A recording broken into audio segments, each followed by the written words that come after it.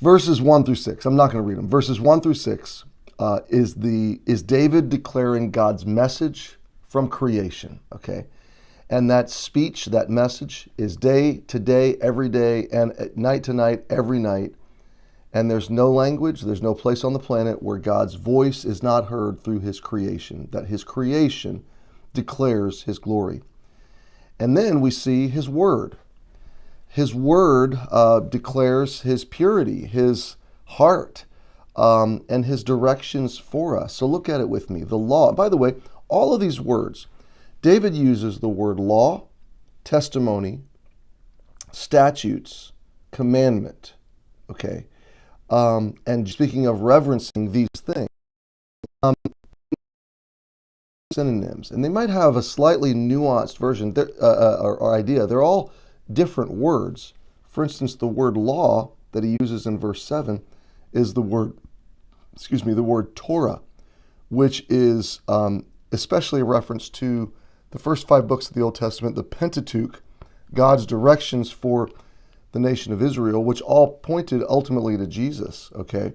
The testimony, the word testimony of the Lord, which we studied yesterday, is his statutes, his stipulations, his regulations, his precepts, or the stipulations of a covenant. So the arrangements of God at work in our life, the things he would teach us in his covenant relationship with us. So then we come to the word statutes. So these are all slightly synonymous. They're synonyms, but they're slightly nuanced. This word is pikud in the Hebrew, which means appointed or mandated. Again, collectively the law, the commandments, the precepts, the statutes. But in the idea of they're appointed by God, okay? And then we see the word, let me see here, the word commandment. This word is miswa, which is command, order, or prescription, or instruction. So you can see there's a slightly nuanced feel or use to each of these words. And then the judgments. Let's see what this one says. The judgments are the justice of God. Again, that flows out of his laws, that flows out of his prescription. I love that word, his prescription. This is God's prescription for life. And it's his prescription for how we relate to him in a covenant relationship. So the law of the Lord is perfect, converting the soul. We talked about that yesterday, that God's target is the conversion or the transformation of my heart. He wants to give me a new heart. The testimony of the Lord is sure, making wise the simple. So he wants to move me from simplicity into wisdom on this lifelong journey of learning and growing and being taught by him. Verse 8, why would I want to be taught by him? Because the statutes of the Lord are right. So it's just, to me, this is very, very simple and basic, but profound and wonderful. God is right, okay? And if I'm in disagreement with God, I'm wrong. And there's no way under heaven in this life that I will ever be right and God wrong. And yet, how often do we reverse that? And we look at God's commands as preferences. We look at God's directives or statutes, his appointments, his directives for life as, number one, as though they're optional, that somehow because of God's grace that they're optional. No, it's grace that gives us the desire and the ability to keep his commandments, to do what is right, because his statutes are simply how life works. Jonathan Hoover gave a really good illustration the other day. I think he was talking about a phone or a tablet or a computer, and he said, or a camera, if you get a device that's designed to do something, like take a picture or work on, like a computer, the right use of that is prescribed in the manual, in the design, in the heart and mind of the designers that produce this device. There's a right use for it. There's a wrong use for it. Can I submerge my computer in water if I want to? Sure. Is that right? Is it the right use for it? No. And is it going to be able to function in its right use if I submerge my computer in water? No.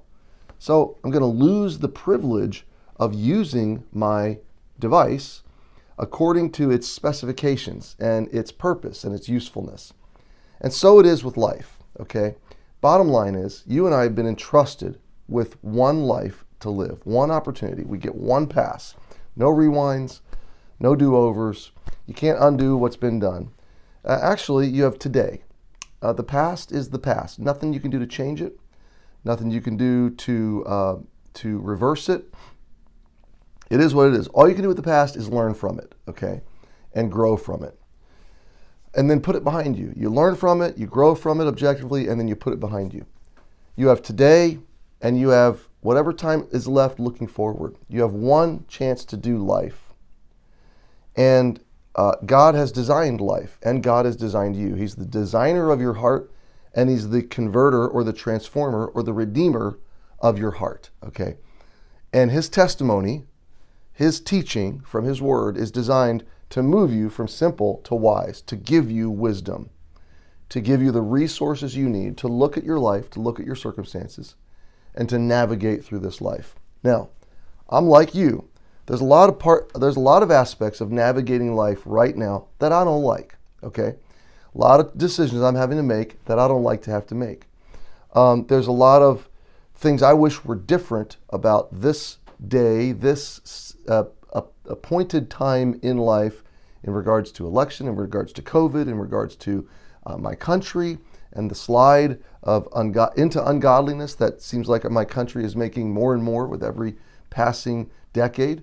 There's a lot of things about life I'd like to change that I can't change. They're the circumstances that God has providentially placed me into. Nonetheless, here I am. My heart's beating. I'm alive today. I'm able to love. I'm able to serve. I'm able to live for my Lord and care for the things that He's given me to care for. So I can do life His way, or I can do life my way. If I do life my way, I'm going to do to my life things that it wasn't designed to do. I'm going to do in life things that I'm not designed to do, that are not right, and that will not rejoice my heart or move me from wise to simple, that will not let me live out of the transformed soul that I have through Jesus, okay? So when we read the statutes of the Lord are right, we're reading that the instruction manual of God is correct. It fits the specs. The directions of God fit the design of God of me and for my life. So the best thing I can do for the most abundant life that I could ever desire is to move from being simple to, first of all, come to Jesus and let the law of life in Christ convert or redeem my soul. And then to listen, to receive the testimony of the Lord like you're doing now and like I'm doing now. And let that testimony move me from simplicity to wisdom every day. Simplicity to wisdom, simplicity to wisdom. Then let His statutes and reckon with the fact that as I learn His statutes, as I hear His testimony, there's going to come into me this conflict of will, this conflict of how I want to behave, what I want to do, what my natural bent or tendencies are versus what God says is right.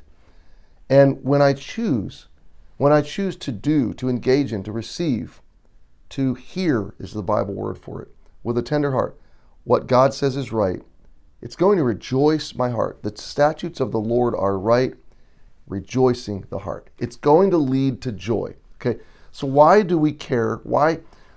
This is amazing to me. God, because He is God, He could say, keep my statutes because I said so. Okay, how many times have you ever said that as a parent or grandparent? Because I said so. Okay. God doesn't say, keep my statutes because I said so. He says, keep my statutes because they're right, number one, and because they're good for you, number two. They're going to rejoice your heart. They're going to put your heart in a flourishing, joyful, good place. So let my statutes rejoice your heart. And the commandment of the Lord is pure. Now, this is important. The commandment, let's look at the word commandment for a minute. The word commandment is, again, command, order, prescription, or instruction. Okay, so God's orders are pure. Why? I see a sequence here, okay? His law redeems my soul, okay? His testimony instructs me, moving me from simple to wise. his statutes are right. So once I uncover them, they're right. I need to reckon that they're right, and that they're going to lead to joy and flourishing in my heart. But there's going to come into me this conflict of obeying God's commands. And the accusation often is, or the question is, why do I have to do that? Why does God want me to do that? Why does God want me to worship him, to give, to honor him, to serve him, to worship with my church family, to grow in his... Why does God command me to do these things? And the answer is his heart is pure. He's pure, okay? And I may not understand it, but his heart is pure in his dictates. His commands are pure and perfect. We already saw that the law of the Lord is perfect. But it flows from pure motives, pure intentions, a pure heart. And his commands will enlighten my eyes. There will be, as I move from wise to simple, as I obey his statutes and embrace his commandments, my heart will grow and flourish and joy. And then it will enlighten my eyes. I will see. I will eventually come to see that God was right all along, okay? So there's this progression of learning, doing, embracing, rejoicing in obedience, and then seeing back one day with enlightened eyes, see, God was right all along. So we're going to leave it there. Just one verse today. The statutes of the Lord are right, rejoicing the heart. The command of the Lord is pure, enlightening the eyes. My friend, I hope that you will be encouraged today that God's law is for you. So get into it. Open it up. Let him move you from simple to wise. You're looking for information about a decision. You're looking for direction on your next steps. Get into his word. Let him teach you. Have a receptive heart. God, I want to obey. If you show me the right path, he'll guide you. And one day you'll be rejoicing in the decision, and you will be enlightened in your eyes. You'll see how it all works together. So trust him. His heart is good. His commands are good. And he's designed his whole set of instructions for you to do this one pass through life as best as you can.